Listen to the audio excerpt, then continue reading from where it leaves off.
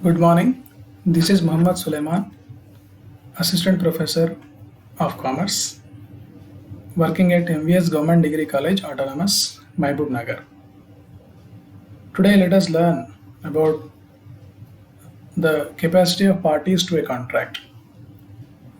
As all of us know that capacity of parties to a contract is one of the essential elements that has to be fulfilled for a contract to become a valid contract. So, in order to check whether the contract is a valid contract or not, we have to see regarding the capacity of persons who have entered into the contract and whether they fulfill the norms as laid down by the Indian Contract Act 1872 or not. So, in order to learn all these points, today let us have some discussion on the topic capacity of parties to a contract. These are the objectives of the lesson. So, in this lesson, we will be first seeing about the introduction part of the capacity of parties. Then we will learn about the persons who are incompetent to enter into a contract. Then we will see the position of a minor to enter into a contract. Later on, we will see the rules regarding the minor's agreement or the agreements made with minor. Then we will learn about the persons of unsound mind. Who is called a person of unsound mind? We will see. Then finally, we will learn regarding the persons disqualified from contracting by any other laws. So let us move on and learn one by one. As it is clear that the parties who are trying to make a contract or trying to enter into a contract must have capacity to enter into such contract. But normally it is presumed that all the parties who are entering into a contract are eligible to make a contract.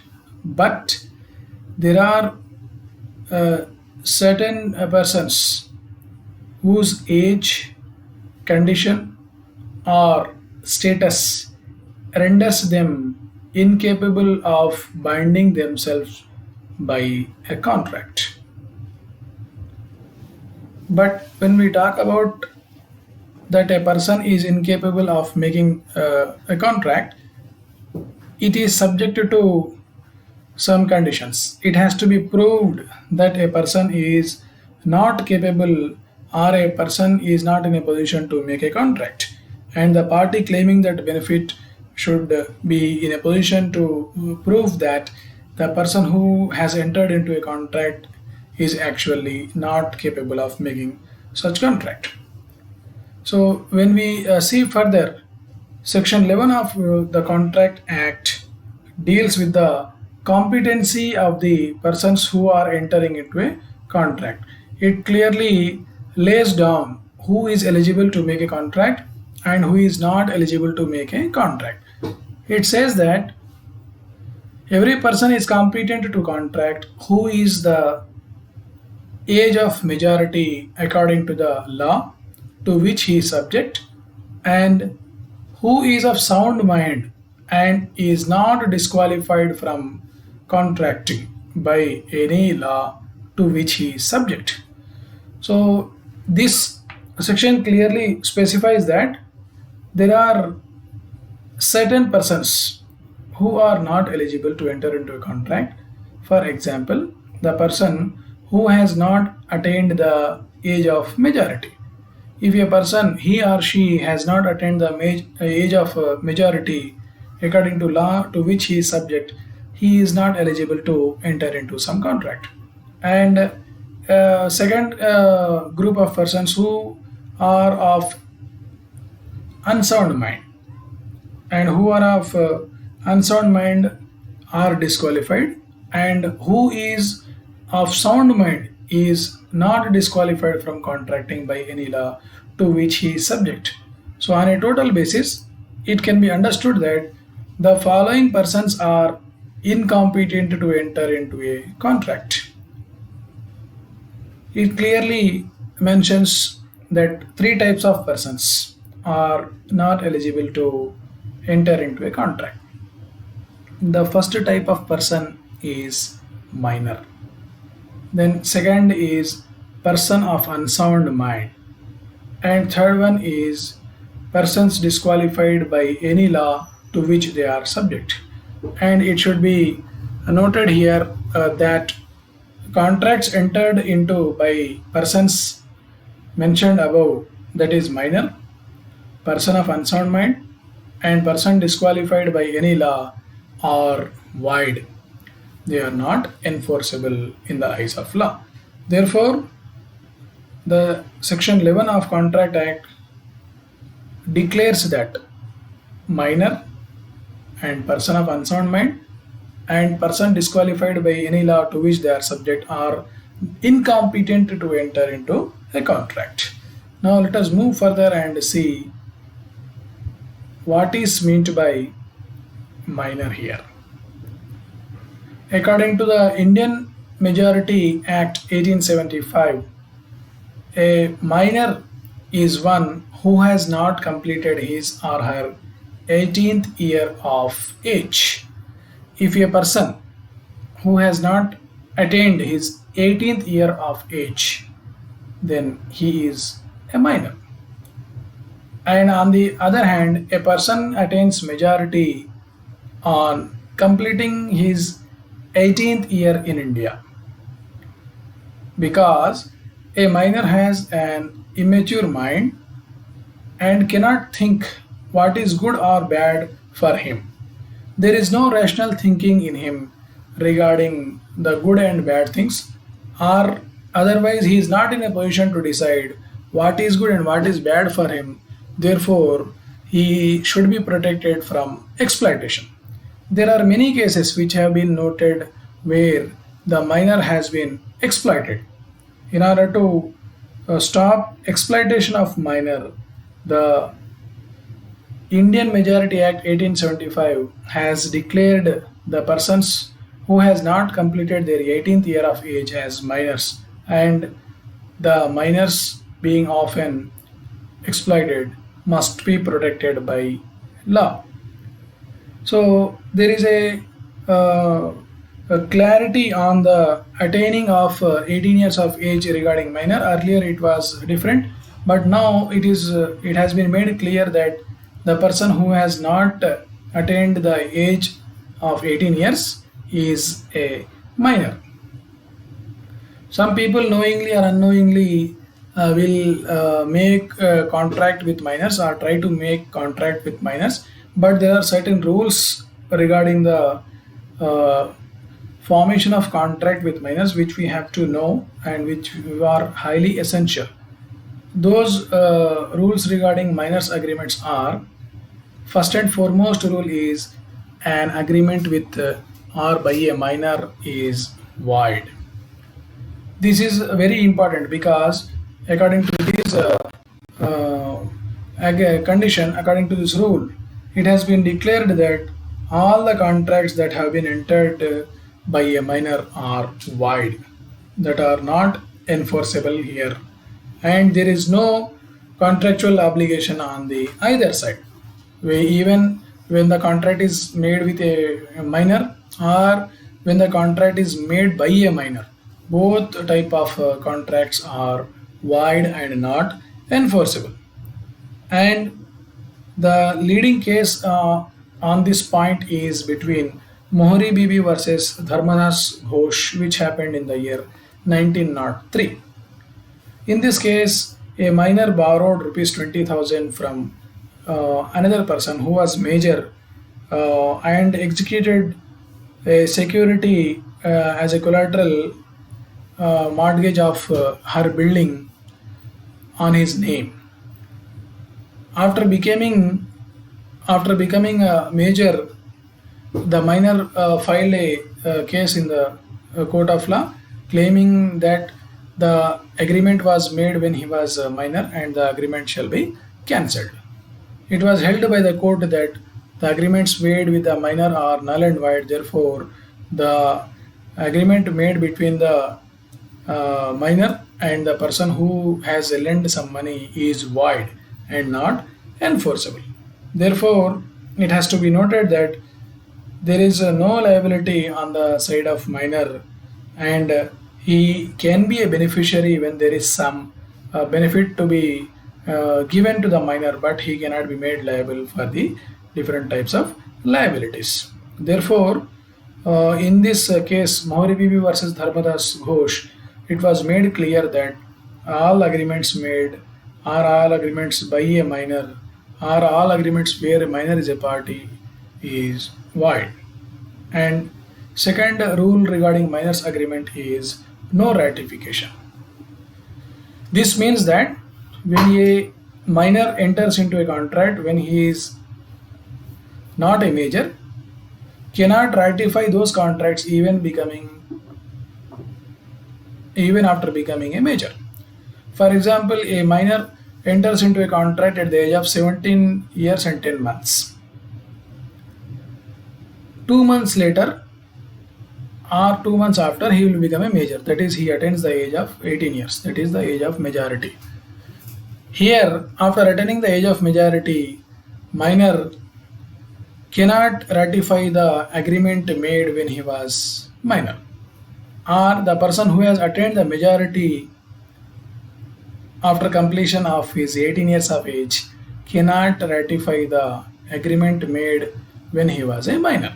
Therefore, ratification is also not allowed, and a person who is not competent to authorize the contract when he is minor cannot get it ratified or cannot make it valid even after he becomes a major. Therefore, in case of a contract which has to be ratified, the old contract can be cancelled, and if they wish so moving ahead, they can make a new contract by taking a fresh offer and acceptance, and they can make it enforceable because the minor is no more a minor, now he is major.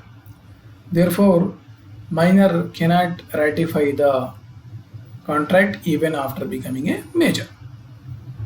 This is second rule. Now let us see third point, third rule. He can be a promisee or beneficiary. It means that minor can become a beneficiary in case of some contracts which will give benefit to him. As such, there is no restriction on a minor to become a beneficiary.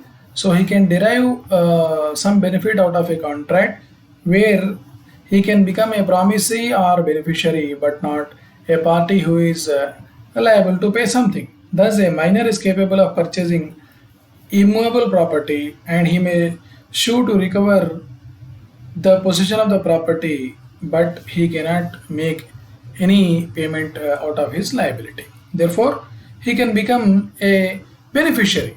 So, if there is some benefit that is due or that is supposed to come, he can take, but he cannot be a person who is liable. And once the minor age is completed, once he becomes major, he can act in all capacities. He can act as a beneficiary, he can act as a party who is liable, he can act as a third party, but before attaining the age of majority, he cannot become liable or responsible. Therefore, a minor can become a beneficiary. Then one more rule is no estoppel against a minor. This condition says that when a minor, by misrepresenting his age, has induced the other party to enter into a contract, he cannot be made eligible. He cannot be made liable to the contract. And there can be no estoppel against a minor even after he attains the age of majority. It means he is not stopped from pleading his infancy in order to avoid a contract, and the court may direct the minor to restore property. But This depends upon the different conditions where minor exercises various options, and minor shall be protected if there is some possibility of fraud or some possibility of any coercion is going to happen. But minor, when he enters into a contract, there shall not be any estoppel against him. There is one famous case on this point that happened between Sadiq Ali Khan versus Jai Kishore. In this case, it was held that a rule of estoppel cannot be applied against minor. However, this does not mean that minor shall be allowed to retain the benefit that he has got out of his own fraud if minor commits some fraud. But in normal cases, courts try to protect the interest of the minor, and in such cases, if some other party is at loss or suffers loss, though his loss cannot be recovered or though his loss cannot be made good when he enters into some contract with a minor. Therefore, there is no estoppel against the minor. Now let us see one more rule regarding the minors agreements. No specific performance.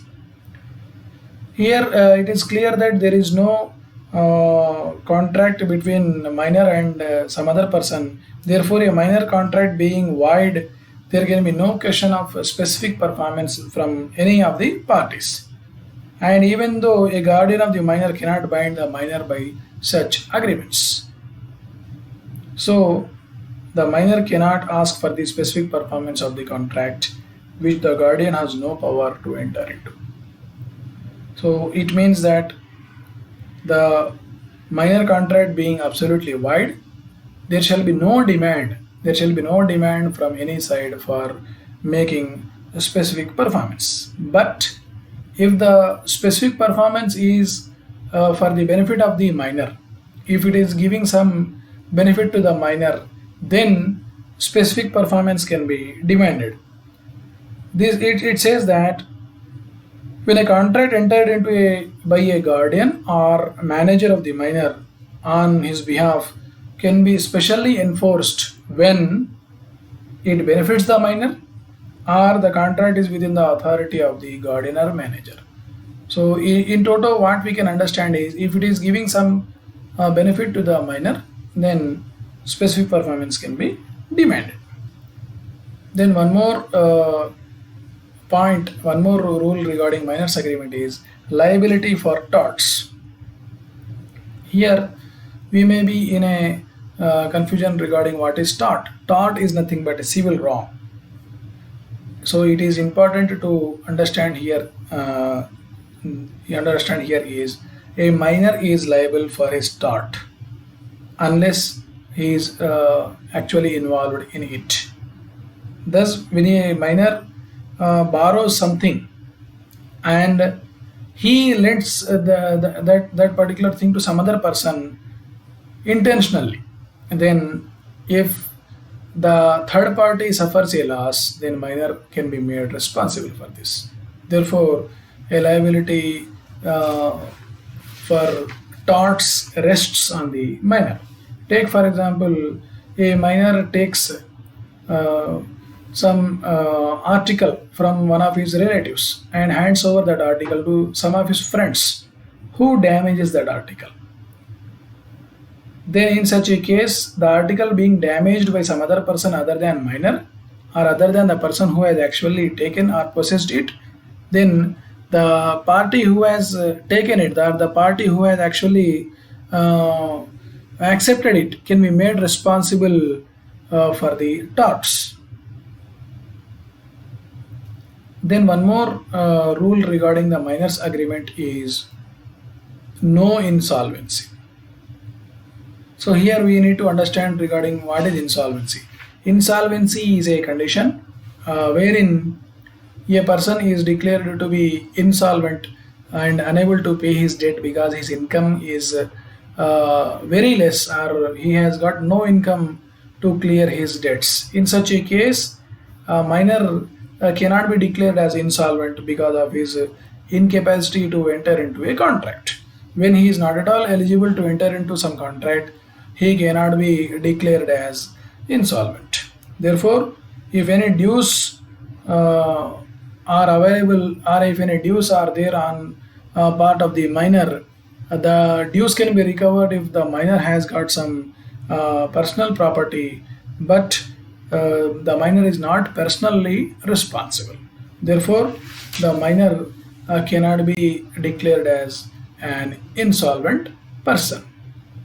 Now, let us move on and see the next rule regarding the contracts that are to be entered with minor. Next rule is partnership.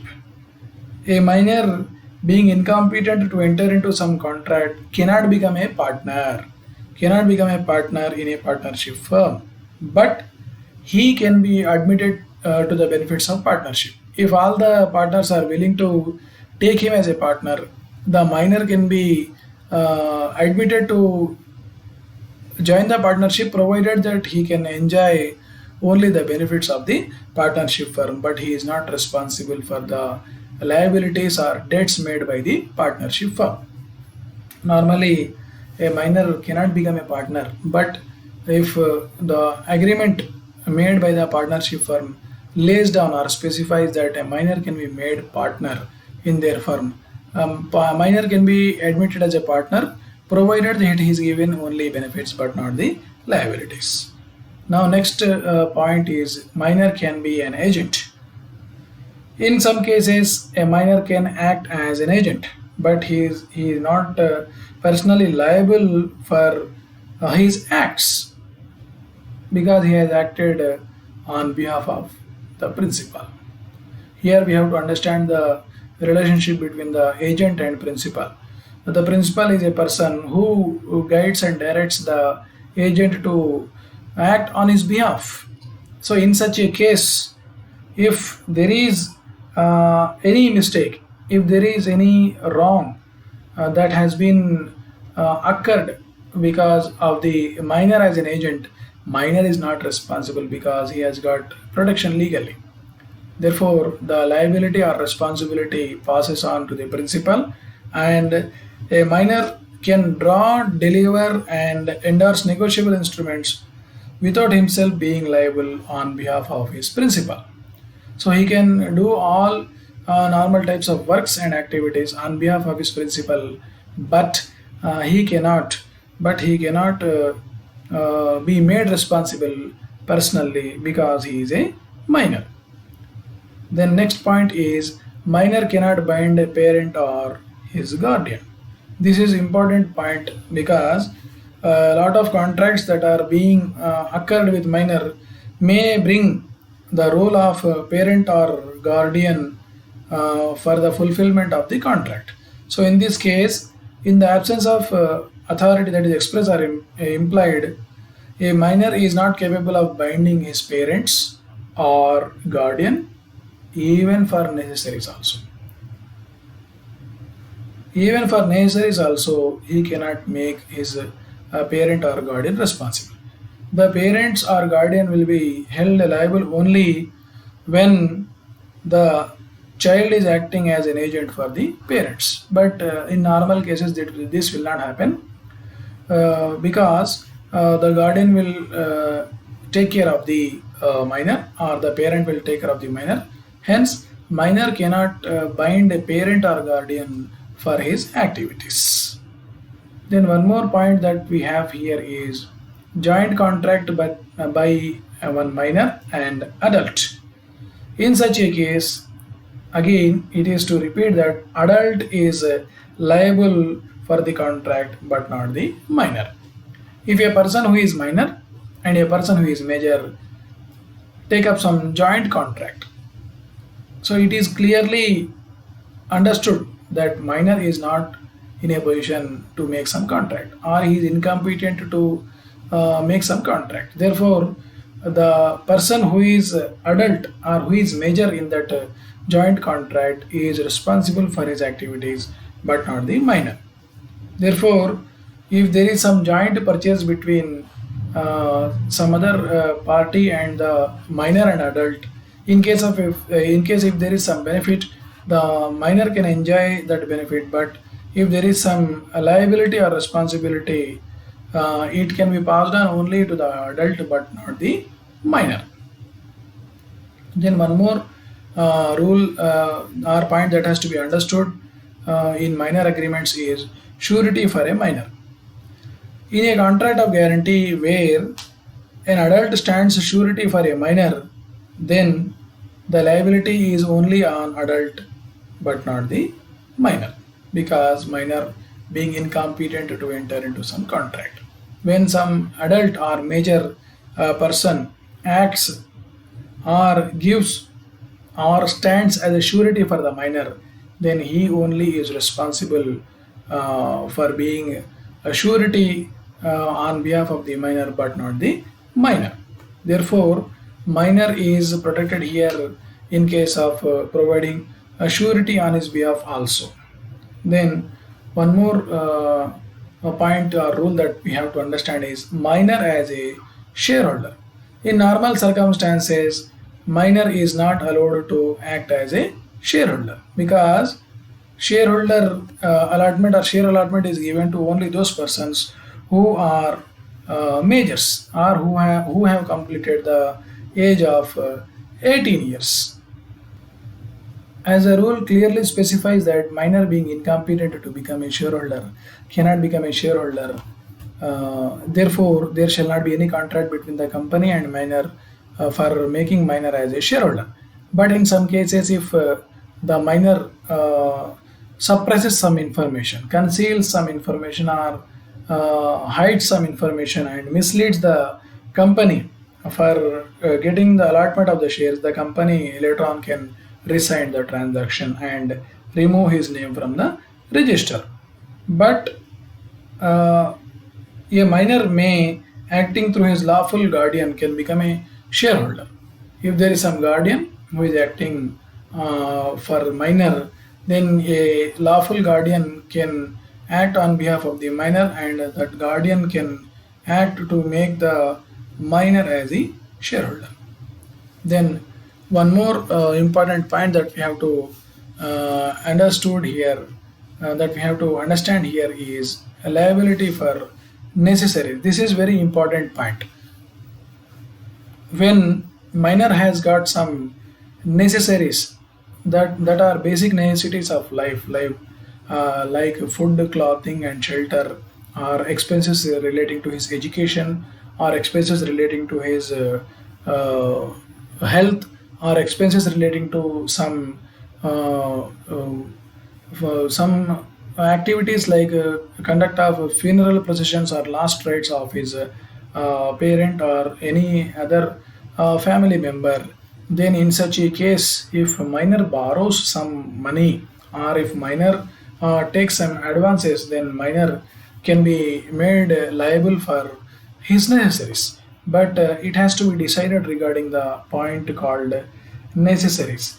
Necessaries cannot include costly articles or luxurious items or unnecessary articles, but necessaries may include only those commodities or articles which are essential for a person's life.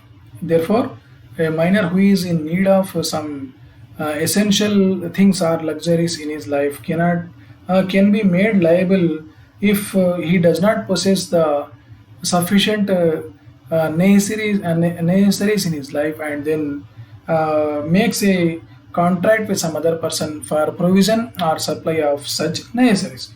Therefore, expenses like expenses of minor on his education, expenses of minor on his health can be treated as a necessities, and the necessaries amount can be recovered from the minor, and the minor uh, has got no personal liability, but his property is liable.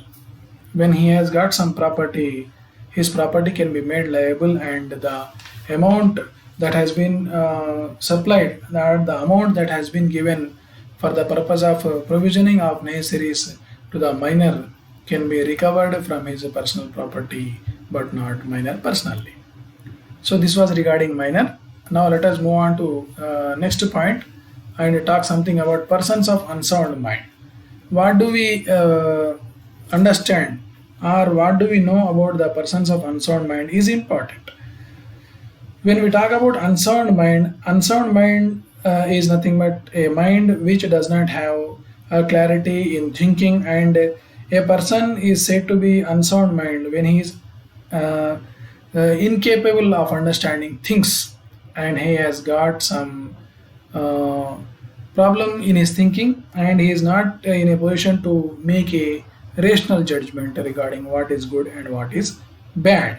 Therefore, contracts made by persons of unsound mind are void because they have some interval of soundness in their mind.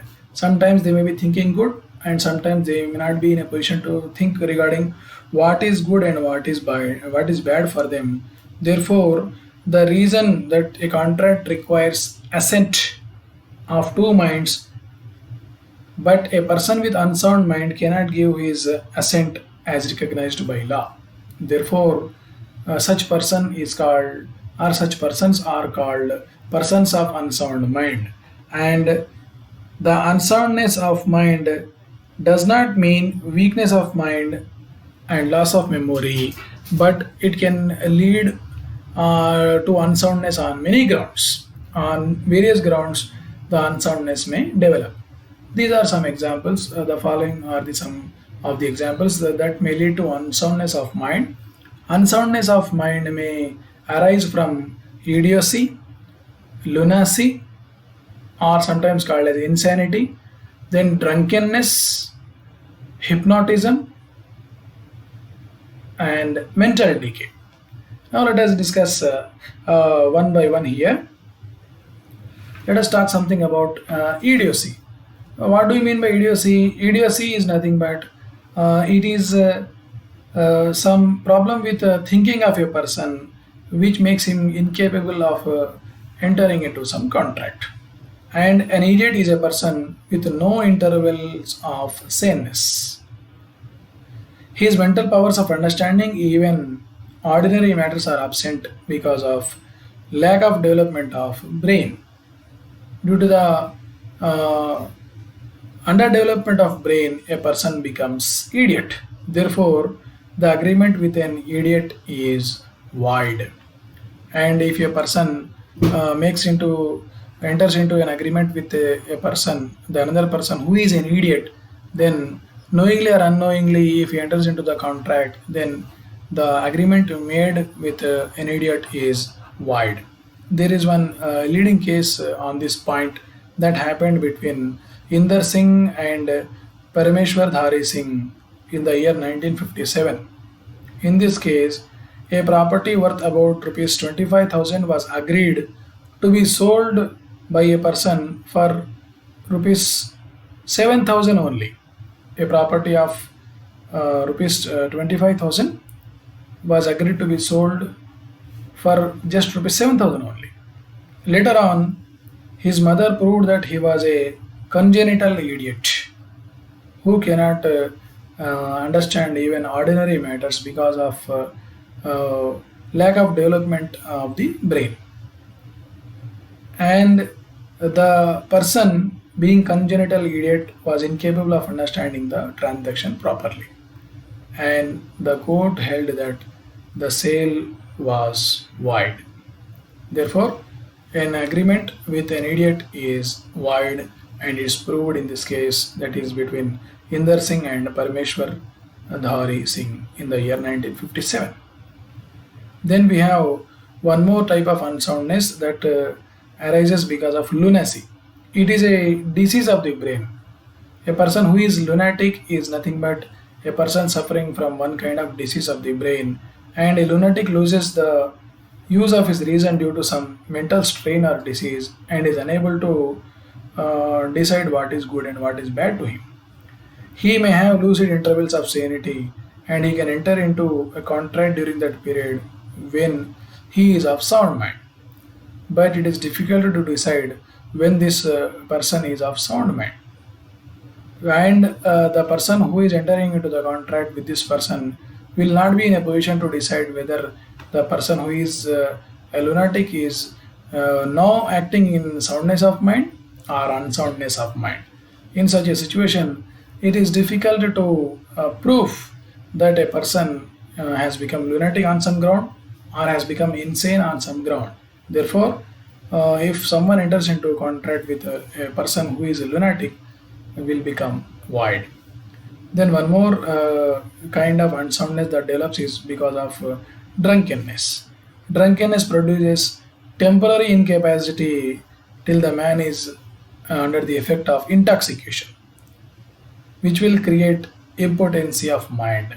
He will lose the balance of mind and he will not be in a position to decide what is good and what is bad for him, and he will lose the rationality of thinking.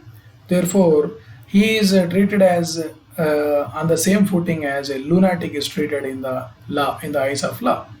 When a lunatic is not eligible to enter into a contract, a person who is under the effect of intoxication will make him a drunkard, and the drunkenness state of mind will make him ineligible or incompetent to enter into some contract. Therefore, drunkenness is also one of the reasons where a person is treated as unsound. Then, one more type of reason which will lead to unsoundness is due to hypnotism. Hypnotism also produces temporary incapacity of thinking till the person is under the impact of artificially induced sleep. When he is given artificial induced sleep, then he will not be in a position to identify or think what is good or what is bad for him. Therefore, a person who is under the impact of hypnotism will not be treated as a person of sound mind, and he will not be given an opportunity to enter into a contract. Even if someone enters into a contract with such persons, those contracts are treated as void contracts. Then one more reason that we have leading to unsoundness of mind is mental decay. Mental decay is nothing but it is a kind of development on account of old age.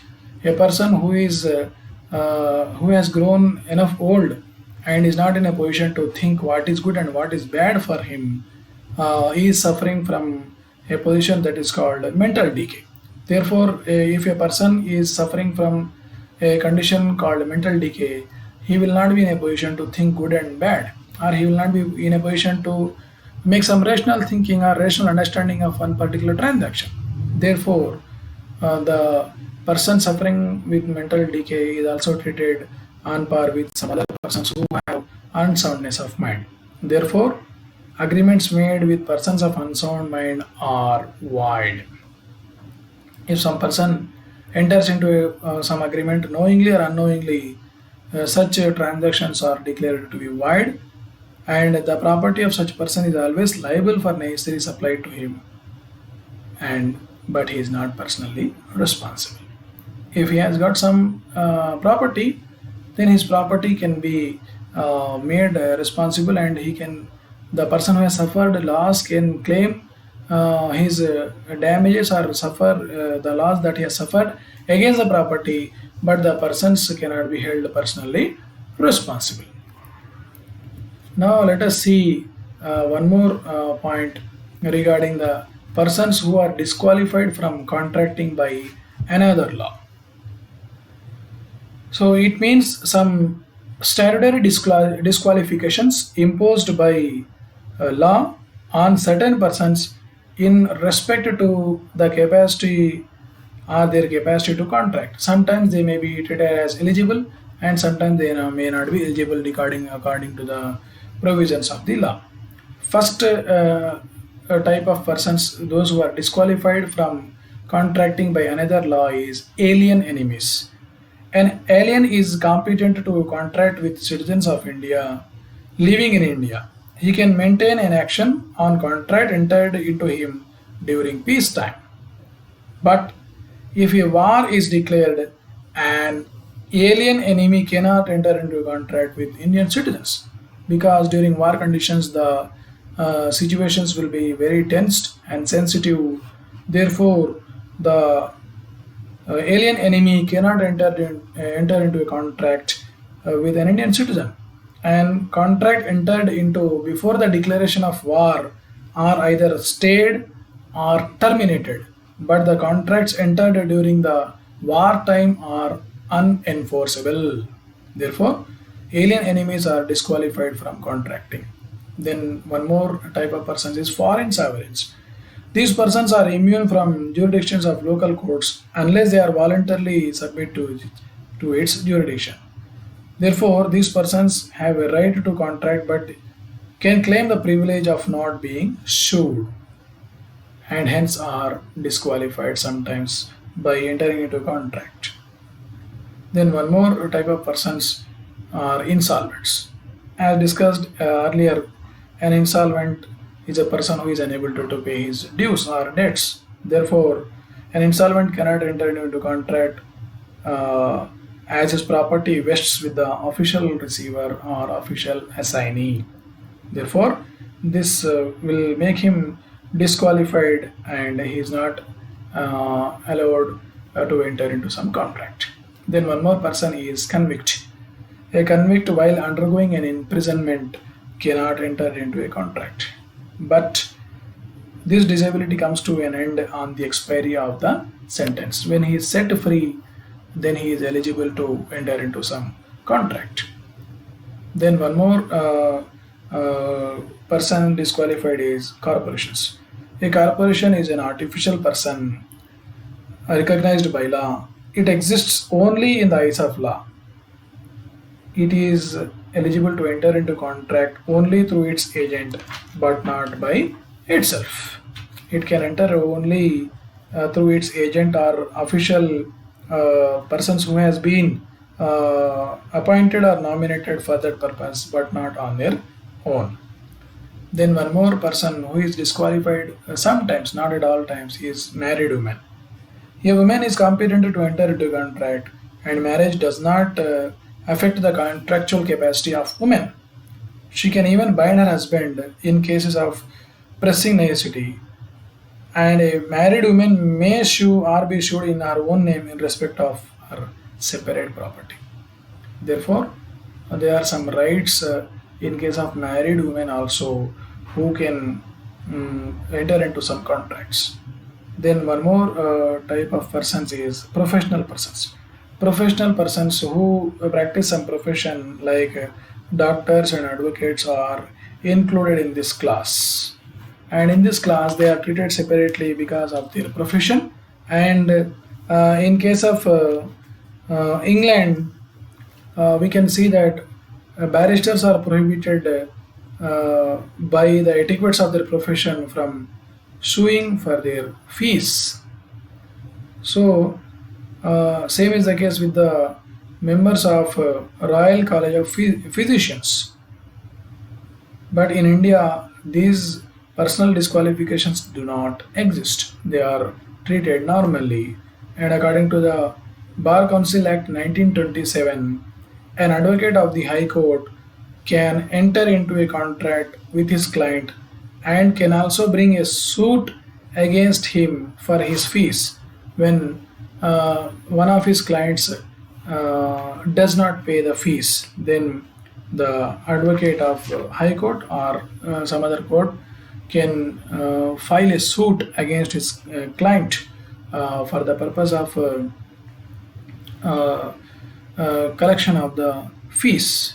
Therefore, it is important to understand as to why these persons are disqualified from contracting by another law. Some another law is making them or disqualifying them from entering into some contract, and those type of persons, as discussed earlier, are, I repeat, alien enemies in case of declaration of war, then foreign sovereigns who are not Indian nationals, then insolvents who have been adjudged as insolvent because of inability to pay their debts, then convict who is undergoing some imprisonment, then corporations who are called artificial persons in the eyes of law and cannot make contract on their own, then married women, and some professional persons like advocates and